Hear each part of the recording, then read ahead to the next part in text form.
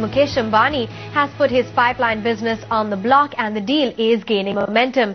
Let's take it straight to Nisha Podar, who joins in from our Mumbai newsroom with the exclusive details on the same. Nisha, highlight for us which are the companies that are showing interest in buying RGTIL.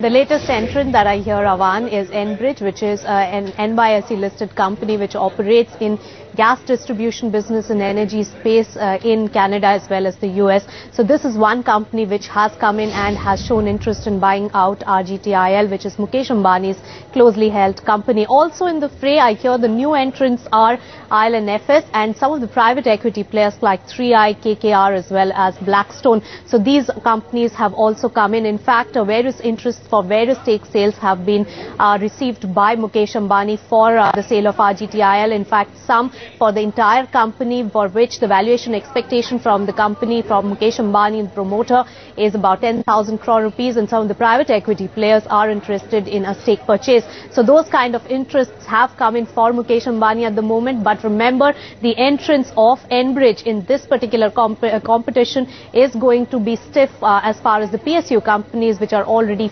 in the fray for this particular deal. In fact, GAIL as well as Oil India, as we last reported, are already in the fray, have been in touch with Mukesh Ambani to buy out RGTIL, which, remember, runs a gas pipeline business which connects the KG Basin in the east to the western industrial hubs.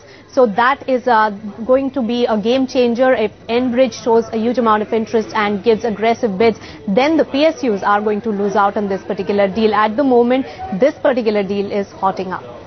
Absolutely, Nisha, and that's going to keep you very busy. Thanks very much for giving us all those exclusive details as far as the bids for RGTIL are concerned. So you've got NYSE listed Enbridge, which is certainly in the fray.